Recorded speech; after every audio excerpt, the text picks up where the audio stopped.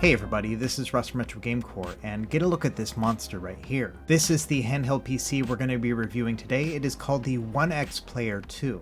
Now this one's running the same chip that a lot of the other high-end Windows handheld PCs have been using over the past few months. In fact, this is the second one made by ONEXPLAYER to use the same chip too. But the ONEXPLAYER 2 does have some unique features. For example, it has detachable controllers, and it also comes with a built-in kickstand so you could play it in tabletop mode. It also features a super high resolution display as well as an updated version of their Player Center software. And so in addition to your typical adjustments like TDP as well as resolution, you now have the ability to adjust the frame rate on the fly, and they also have an automatic TDP feature as well. And so in this video we're going to take a look at what it's like to actually use this device, and I've been testing it for about a week now and I've been having a really good time. In particular, I have found that indie games work especially well because you can blow it up to a 2K resolution and still get really good battery life.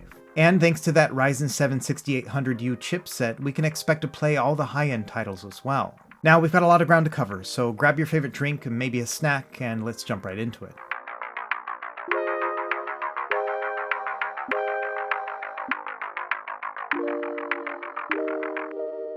Okay, let's start with the specs. Now this is using the AMD Ryzen 7 6800U chip, and this has basically become the default chipset on all the high-end Windows handheld PCs that we've been seeing coming out. And much like with the others, this one has all the high-end specs, so you have LPDDR5 RAM, as well as an upgraded PCIe slot for your storage. Now a couple of things that really set it apart are the display as well as the battery. The display comes in at 8.4 inches with a 2560 by 1600 resolution. Now this is essentially a 1440p screen, but higher because of the higher aspect ratio of 16 by 10. This is actually one of my favorite aspect ratios when it comes to handheld PCs because it can play both PC games and retro games really well. Now in terms of battery size, this is actually the largest I've seen to date. It has 65.5 watt hours. And we'll do a deep dive when it comes to battery life here at the end of the video. My test unit also shipped with a 100 watt charger, and it charged it from 0 to 50% in about 40 minutes. It also has all the bells and whistles that we come to expect with these high-end PCs, so it has Hall sensor sticks and triggers, and it also ships with Wi-Fi 6E for a nice stable connection. Now the ONEXPLAYER 2 is currently on an Indiegogo campaign, and they're selling it at a lower price of a little bit under $1,000 right now. But according to their listing right here, it is expected to go up to about $1,250 after the campaign is over.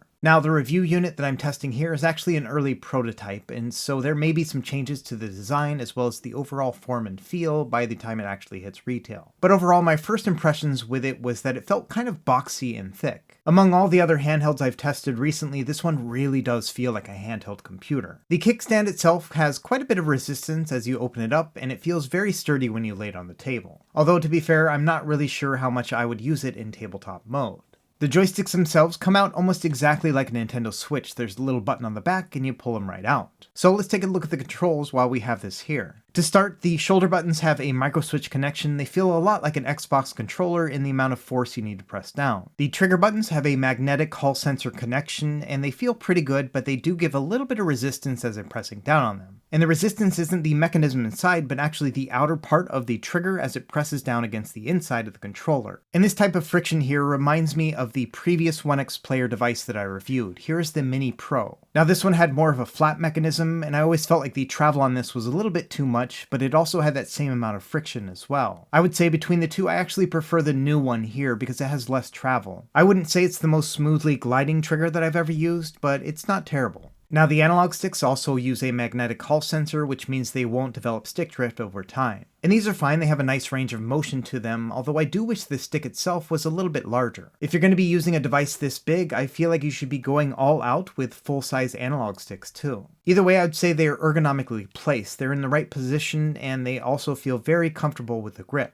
The D-pad itself has a rubber membrane feel, much like a lot of retro controllers. This one has a more glossy finish to it and is a little bit mushy as well. I would say it's pretty good, maybe a 6 or a 7 out of 10. Now like I mentioned, mine is a test unit, and so some of these components may change over time. For example, I do hope that they fix this spelling here on the front controller. Now on the inside of the joystick, you can see it just has these 8-pin connectors for that USB connection. And then on the back, there's a button here to allow you to detach the controller itself. And since we're on a roll here with taking off our controllers, let's do the same with the right controller here. In terms of shoulder and trigger buttons, exactly the same experience. But I will say that I really do like the face buttons here. They have a nice glossy finish to them, and I like the fact that they're flat as well. They remind me a bit of a PS4 controller's buttons, but a little bit smaller. Either way, much like with the analog sticks, these are perfectly placed, and like with the D-pad, they have a rubber membrane connection. So these also have a more retro feel to them, but they don't have that same mushiness that the D-pad does. And so I really like these buttons. I'd give them an 8 out of 10. Up top here, we have a start button and then 2 function buttons here on the bottom. I couldn't figure out what the top one did, but the bottom one turns the LEDs off and on. Anyway, yeah, that's the controllers in a nutshell. I would say they're pretty good. Nothing's really blowing me away, but they are adequate. Now, of course, the unique thing about these controllers is that they're detachable and can be used outside of the handheld itself.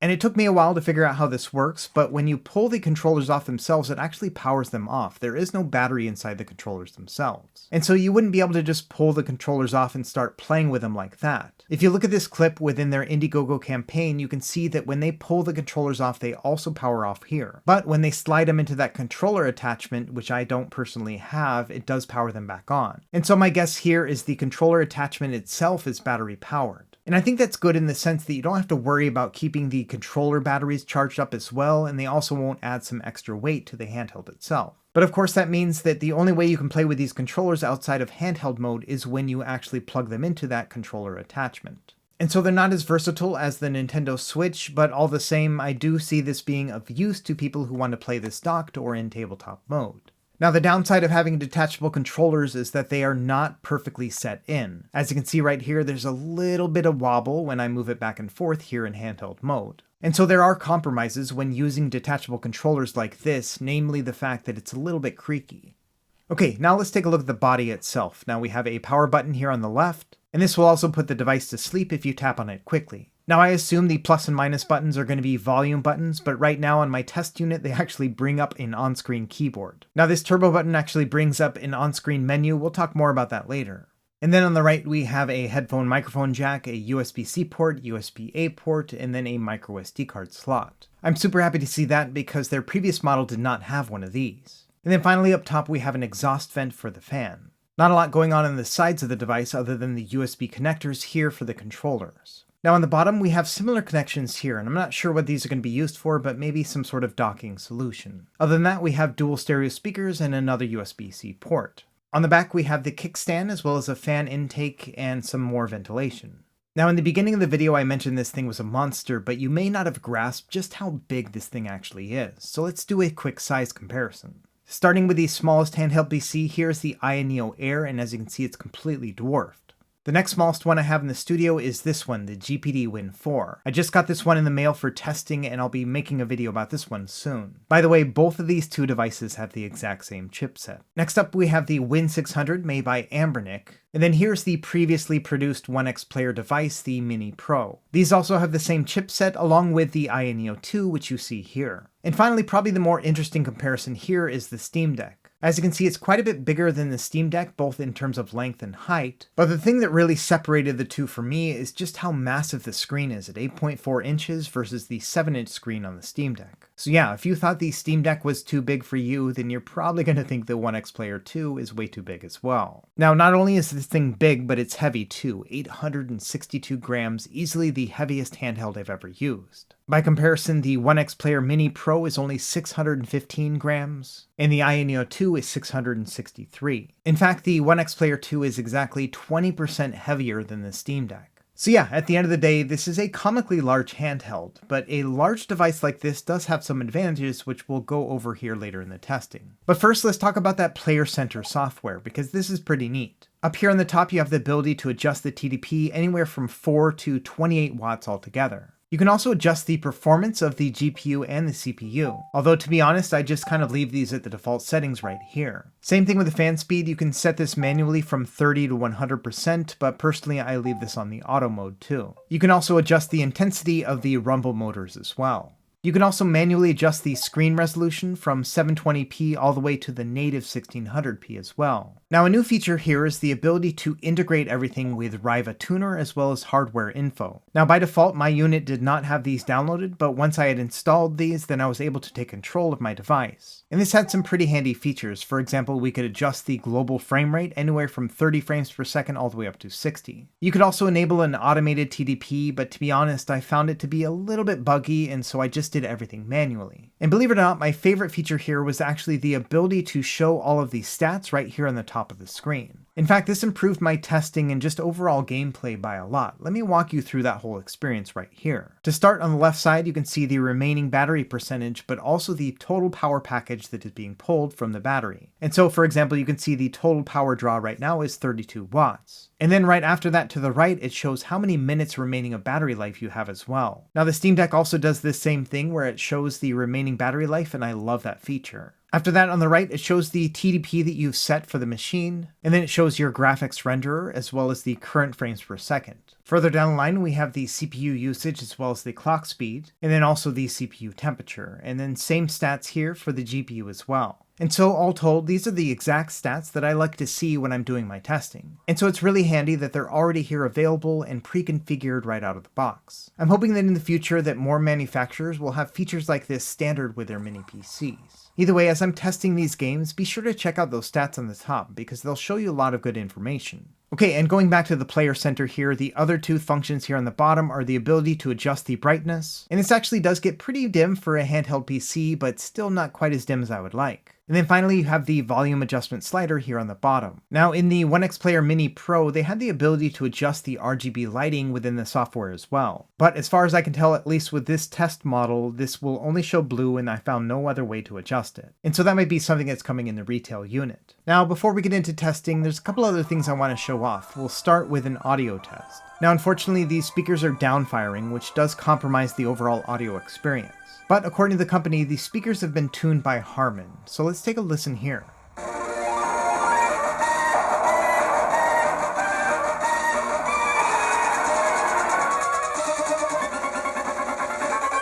And so yeah, overall, in terms of downfiring speakers, these do sound pretty good, and they get very nice and loud too. Next, let's take a listen to the fan speed. I've set it to 100% load.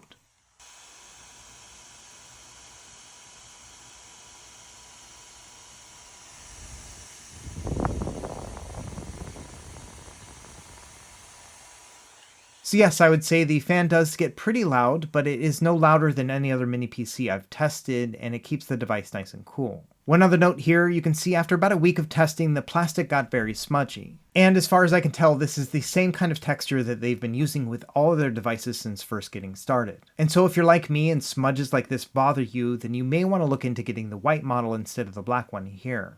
Okay, when it came to setup, basically all I did is I imported everything into my Steam library. And then I enabled the beta version of Steam within these settings and then set it to open up when the computer started and in big picture mode. When you have it set up like that, it more or less feels like a Steam Deck. You can get directly into your library and it has the same kind of OS feel. Now when it came to retro gaming, what I did here is I just imported a non-Steam game from a RetroBat build. And if you're not familiar with RetroBat, it's a little bit like Batocera but made for Windows. And so this will allow you to navigate through your games and it'll have the pre-installed emulators and everything. And so for a lot of my retro games, that's what I ended up using. And because we're already playing some Sega Genesis right here, let's talk about retro game emulation before we get into PC game testing. Now, like I mentioned earlier in the video, this 16:10 aspect ratio is one of my favorites when it comes to retro games.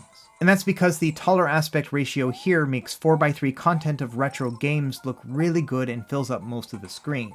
And I gotta admit, seeing everything at this 8.5-inch screen with a 16:10 aspect ratio, these 4:3 games look just incredible. Another nice thing here is because of the high resolution display of 1600p, that means we can get really close to integer scaling even when we're going full screen. For example, if we go into the RetroArch settings under scaling and then we toggle on the integer scale, you can see that the screen does not shrink that much when we turn on integer scaling. And that's because the resolution is so high that it's already scaling up very close close to full screen with an integer scale. And so this is kind of the best of both worlds. If you want to have full screen, then you're getting very close to an integer scale, or if you want to use integer scaling, you're getting very close to a full screen. Now, I would say it's overkill to play retro games on a device that's so big and expensive, but man, the experience itself is pretty awesome. And so I found myself playing more 4x3 games than I expected to with such a powerful device. And so, for example, if you're big on classic arcade games, then these are going to work out really well on this larger screen. Now, let's talk a little bit about the D-pad. Now, initially I had some reservations about how mushy it felt, but it turns out that it actually works pretty well both for platforming games and fighting games as well. And so while I wish that the D-pad was a little bit tighter, it is definitely still Hadoukenable. Another system that looks really good on this display is Game Boy Advance, because this had an original 3:2 aspect ratio, which is very close to 16:10. And so as you can see here, it basically fills up the entire screen. Now when it comes to that middle tier of emulation, things like the PS1 era and beyond, these games are all going to work really well too. They have that 4:3 aspect ratio, which is going to fill up a lot of the screen. And for the systems that use 3D sprites, you could also upscale them as well. For example, systems like Nintendo 64 and Dreamcast can be upscaled all the way up to 1600p if you'd like. It's really going to depend on how much wattage you want to give to get that higher level of performance. Either way, the options are all here and these games look great. Another system that I had a lot of fun testing was the PlayStation Portable. This one had a native resolution of about 16:9 and so also fills up the screen right here. You have little black bars at the top and bottom, but that actually works out pretty well because all those stats on the top integrate nicely into the screen. And in terms of power draw for each of these systems, your wattage can vary anywhere from 6 watts to about 15. But if you really want to push it, for example if you want to try God of War Chains of Olympus at a 6x resolution, that will come at a power draw cost of about 22 watts altogether. And so there's going to be a little bit of back and forth here between the resolution and the power draw, but it's all within the realm of the possible. Now, moving up to the 6th generation of games, including GameCube and PS2, things got a little bit interesting. For the most part, these games would run at a 4x resolution. I found that the TDP that worked best was about 20 watts altogether, which is a kind of a high power draw, but man, the results themselves are actually kind of worth it. And so if you want really super high resolution GameCube, this is a really great experience. Now, not every GameCube game is going to play at full speed at a 4x resolution. I found that, for example, Beyond Good and Evil had to run at a 3x resolution or 1080p, and even then it would dip down below 60 frames per second every once in a while. And it was the same story with PlayStation 2, 4x resolution for most games, and the results were very stunning. I'm not sure if it's being conveyed properly here in this video, but the difference here between a 1080p and a 2K resolution on a handheld like this is really, really nice. And so again, if you're looking for one of the best ways possible to play PS2, this is it right here. But much like with GameCube, there were some limits. For example, with Burnout Revenge, I did have to drop it down to a 3x resolution to get a more stable frame rate. Now, one system that did have issues here and there was the original Xbox. Most games would play at a 2x resolution pretty well, but I did find that there was quite a bit of slowdown with certain games, so the emulation performance here is not quite perfect with the original Xbox. But if anything, I would say try out your favorite Xbox game and see if it works, and there is one other solution that we'll talk about here later in the video.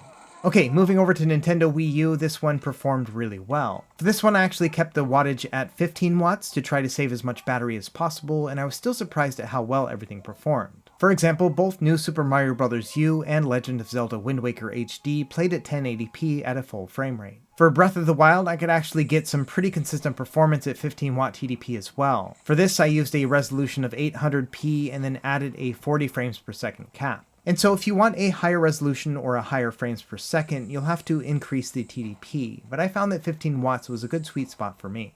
Okay, and the next system that I wanted to test for emulation was the PlayStation 3. Now, as I've shown in my other videos, this chipset does really well with PS3, and so no surprises here, this one is great too. This emulator prefers a lot of cores and threads to work properly, and this chipset has plenty to spare. And so for the most part, just about every PS3 game I threw at it worked really well. Now granted, many of these games are actually available on Steam as well, so it may be actually easier to play them there, but there are also quite a few exclusives that are fun to emulate on this device as well. The only game that really had some tangible performance issues was Ratchet & Clank Quest for Booty. This one is notoriously hard to emulate at a full frame rate, which is why I test it with almost every single device. Now the thing is, it actually maintains over 30 frames per second for the most part, and so you're not going to get a lot of slowdown, but you will feel a little bit of yo-yo when it goes from something like 30 to 50 frames per second. Either way, long story short, I would say that yes, this is perfectly playable for most PS3 games. And finally, the last system that I tested here was Nintendo Switch.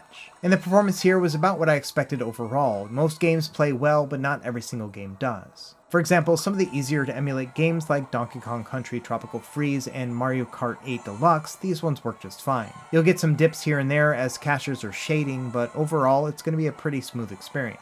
However, there are a couple other games that will struggle to keep at a steady 60 frames per second. For example, both Bowser's Fury and Super Mario Odyssey did not play at a full 60 frames per second. But they were consistently above 30, and so I would say these are playable, just not perfect. Of course, one trick you can do is change the emulator function into handheld mode instead of docked mode, and that'll speed up things significantly. For example, with Link's Awakening, when I put it into handheld mode, it did play at a full 60 frames per second.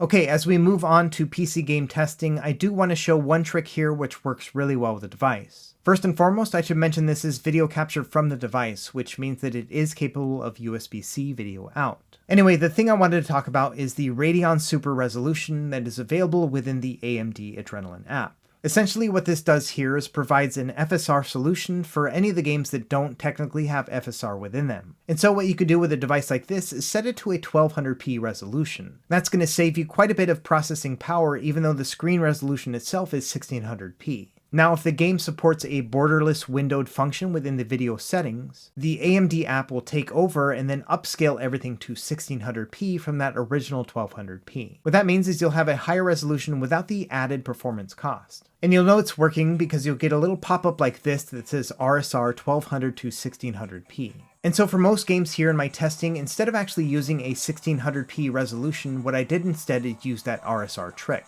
And so you'll see in the title description above when I actually say 1600p RSR, that's what I mean. Either way, let's run through these games real quick and kind of talk about my performance and what you can expect. To start, if you're going to be using indie or lightweight games, you can probably set it all the way down to a 6 watt TDP. Even when using a native 1600p resolution on these games, it's still going to pull very little power. And so my recommendation here would be to play the lowest TDP possible and then bump it up until you get 60 frames per second. And there are other tricks you can do. For example, within that Player Center software, you can adjust the frames per second cap. And so, like with BioShock Infinite here, I'm using it at a 1600p RSR function with a high settings configuration and a 40 frames per second cap. That allows me to get really smooth gameplay at 15 watt TDP. And so when it comes to those higher end games, I would recommend the same kind of configuration. Use that 1600p RSR, and then you can adjust that graphical fidelity anywhere from low to high depending on what you prefer. Then from there you can adjust the frames per second cap anywhere from 30 to 40 to 60, and then just adjust your TDP so that you get a stable frame rate. And I think after you get comfortable with setting each of those configurations, you'll find that basically every single game is going to be playable on this device. It's really going to come down to how crisp you want the display and how long you want the battery life to last.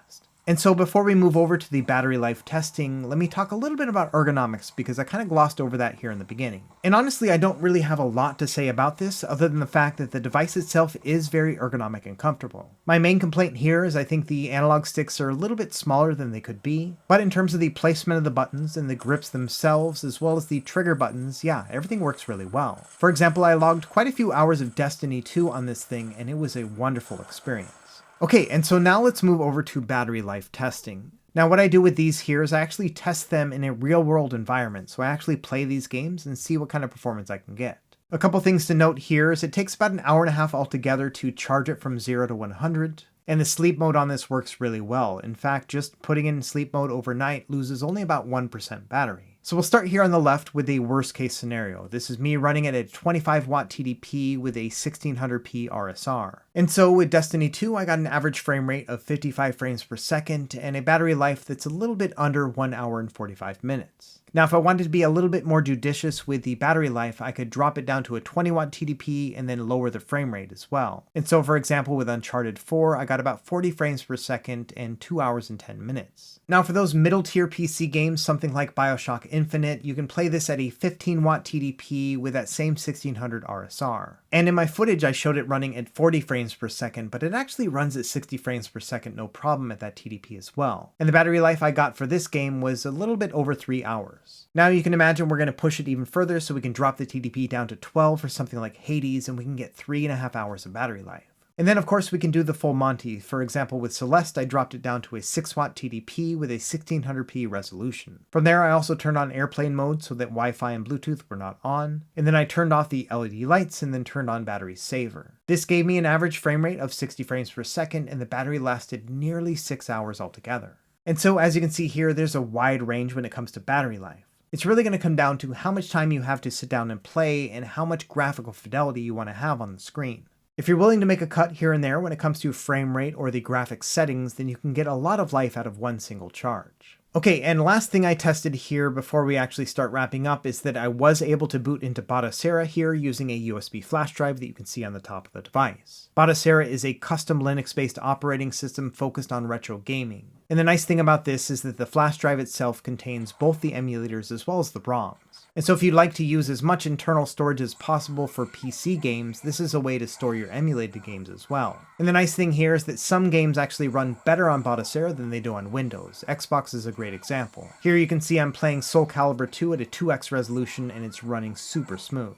I found that PS2 emulation was about the same as it was on Windows as well, so I got a 3 or 4x resolution depending on the game. And I didn't test it in Windows, but Nintendo 3DS also works really well. Here we're playing at a 4x resolution and it's working great. And so if you are interested in playing Batocera on this machine, then yes, it's definitely possible. The one downside here is that it doesn't have TDP controls like in Windows, and so battery life is probably not going to be as good as if you really tweaked it within Windows instead. But either way, it's always great to have choices like this. Okay, so wrapping up here, let's talk about what I like and what I don't like about the ONEXPLAYER 2. We'll start with what I like. Number one, this thing has a monster screen, and I actually really like that. The 8.4 inches here was really impressive. Yes, obviously that adds weight and size to the device itself, but man, it is a really nice experience to sit on the couch and play big games like this. The other nice benefit of having a larger device like this is the battery life. In fact, this is the first time I've had an x86 handheld PC that I didn't actually worry about battery life. I ended up taking this device with me on a couple day trips around the island, and I was happy to find that I didn't worry about the battery life at all. I would just turn it on from sleep, play a little bit, and then put it back into sleep, put it in the car, and then run off to my next errand. And by the time I got home, I still had plenty of battery to spare to play on the couch. Another thing I like about it is the 6800U chipset that gives you really great performance all the way from the indie games to AAA titles. Although to be honest, I found myself playing more indie games than AAA titles just because they looked so good at a 1600p resolution. I'm also a fan of the Player Center software and all of the different configurations you can do within there. I especially like the new ability to read all of the stats on the top, including the battery life remaining. And like with many other handheld PCs, I prefer the 16:10 aspect ratio because it works out really well when it comes to retro games. And finally, overall, I found the device to be very comfortable. These large ergonomic grips felt very easy to hold, and I think the placement of the buttons and the triggers and everything else were just about right. Now, of course, like with any device, this isn't perfect, so let's talk about the things I don't like. Number one, this thing is very big, and I think that may be a turnoff for a lot of people. Personally, I didn't really mind it when it came to the testing just because playing on the couch or in the car, it was just fine. But I think the issues will start popping up if you wanted to actually travel with the device, because I don't think it's very travel friendly. I'm also not a fan of the smudgy plastic they use here, but I think that could be remedied if you use the white model instead of the black one. And honestly, that's kind of a shame because I think the black one looks a little bit better. I also think the analog sticks are a little bit smaller than they could be. I would prefer to have something that's more normally sized, like an Xbox style analog stick. That being said, the analog sticks are perfectly functional, and so this is more of a nitpick than anything. Now, another thing I was kind of torn about was the detachable controllers. I can see that there is a benefit to them, for example if you wanted to play in tabletop mode or when docked. Also, due to the fact that they are separate pieces from the actual device itself, that means they never got warm to the touch. But there are also some negatives that come with having a detachable control scheme like this. Number one is the audio quality. In the other ONEXPLAYER device that I used, they had front-facing speakers and they sounded great. By virtue of this design, the speakers have to be down-firing, and because of that, the audio is a little bit compromised. And finally, my biggest detractor here that also has to do with the detachable controllers is that the device itself is a little bit creaky. Now granted, I'm using a test model, and so the retail model might be a little bit more solid, but as it stands right now, as I was playing it, I was constantly reminded that these were detachable controls and not something that was actually attached to the device itself. And personally, I found that experience to be a little bit disappointing because otherwise this thing kind of blew me away. Now, at the end of the day, you're probably wondering whether or not this device is actually a good fit for you and your particular gameplay style. And I think when it comes down to it, there are going to be two types of people that really can enjoy this device. Number one is going to be those who want to have the best and the brightest, including the nicest and highest resolution display. Because I think when it comes down to it, the 1600p display here is way more impressive than I probably conveyed here in this video. For example, this has double the resolution of the Steam Deck with only being 1.4 inches larger. That means you're going to have a much higher pixel density and everything is going to look super crisp. And the second group of people who I think might be interested in this device are those who feel a little bit of battery anxiety when it comes to handheld PCs. As it stands right now, this one has the best battery life of any other device that I've tested. In addition, it has the performance to back it up as well. It's about 25% more powerful than the Steam Deck itself. Now, of course, the Steam Deck is a great deal at that $400 base price, and I don't think this is a direct competition to the Steam Deck anyway. In the end, I think this is a device for those who want a higher resolution display or a better gameplay quality and maybe a little bit better performance, and they're okay with a larger cost as well as the compromise when it comes to portability with such a large device like this. And so in the end, I was really impressed by two factors, the high resolution and large display, and then the corresponding large battery life that comes with a big device like this. And so if you're on the fence about whether or not to grab a ONEXPLAYER 2, I will say that yeah, it was a great experience and there were no big red flags for me. Anyway, let me know what you think in the comments below. Is the large display and the large battery life worth that compromise when it comes to lack of portability? As always, thank you for watching and be sure to like and subscribe if you found this helpful, and we will see you next time. Happy gaming.